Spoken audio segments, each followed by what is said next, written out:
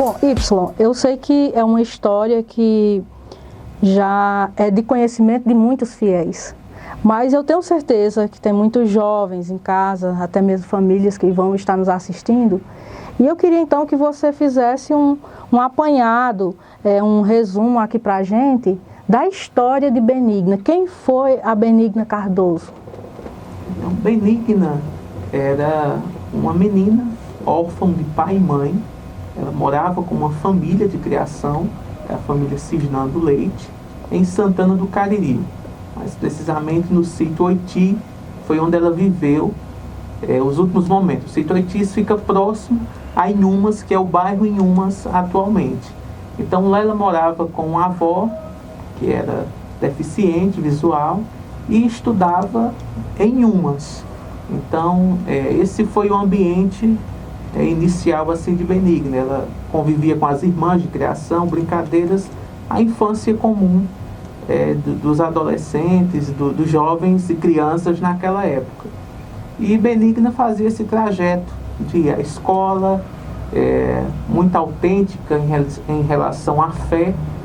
Ela assistia às missas todas as primeiras sextas-feiras, se confessava. Na Igreja Matriz de Santana foi onde ela fez os sacramentos de primeira Eucaristia, juntamente com o Padre Cristiano, que era o pároco da época. O Padre Cristiano Coelho foi o grande orientador espiritual de Benigna. Ela tinha uma grande confiança e pedia sempre ao padre as orientações, tanto na questão da fé como também no convívio social. O Padre Cristiano acompanhava ela, a família, e quantas outras pessoas de Santana não tinham esse convívio com o Padre Cristiano. E Benigna começou a ser assediada por uma pessoa que estudava com ela, que era o Raul Alves. Ele tinha 16 anos na época e ela apenas 13 anos. E começou esse assédio. Ele queria ter um relacionamento com Benigna, mas ela nunca aceitou, na verdade. Ela tentava se manter na integridade de uma pessoa que mantinha a sua honra em primeiro lugar. Também por uma questão de fé, de respeito e de temor a Deus. E Benigna falou isso para o padre, para os familiares deste assédio. Inclusive os colegas de convívio na sala onde Benigna estudava sabiam deste assédio do Raul. Ele tentou várias vezes, não conseguiu, e ele montou uma emboscada para esta menina que morava com a avó, em defesa. E esta Benigna, ela fazia um trajeto muito comum, que era buscar água em uma cacimba que ficava próxima à sua casa. Todos os dias ela ia com um pote de barro buscar água e trazia para a sua casa. E aí neste trajeto foi onde ele montou uma emboscada. Ele ficou aguardando. Quando Benigna passou, ele abordou ela e tentou várias vezes. Ela não cedeu de forma alguma, disse um não com muita veemência.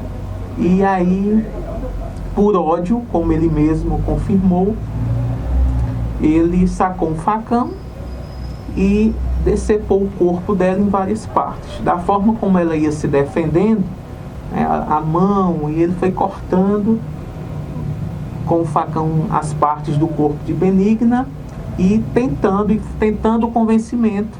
Ela não cedeu e, por último, ele cortou o pescoço, quase degolou por inteiro o pescoço de Benigna.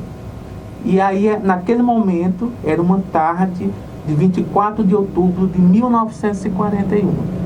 Neste dia, aconteceu essa tragédia. Foi uma tarde fatídica onde Benigna foi assassinada pelo jovem que era colega de sala. Com esta morte de Benigna, que se espalhou e que na época abalou toda a comunidade de Santana do Cariri, principalmente de Inhumas, as pessoas que tinham convívio com ela, os colegas, os contemporâneos, que hoje ainda alguns vivos relatam, foi um crime que teve um abalo emocional para a comunidade de Santana, que permanece até hoje. Então foi um crime extremamente bárbaro. Hoje já caracterizamos como feminicídio. Sim. Naquela época. E Benigna, com esta morte, as pessoas já começaram, na época, a pedir a intercessão desta menina.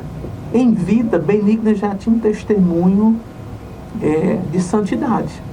Segundo os contemporâneos, ela já tinha este afeto, como a gente poderia dizer. Benigna tinha uma áurea boa, as pessoas gostavam de estar com ela.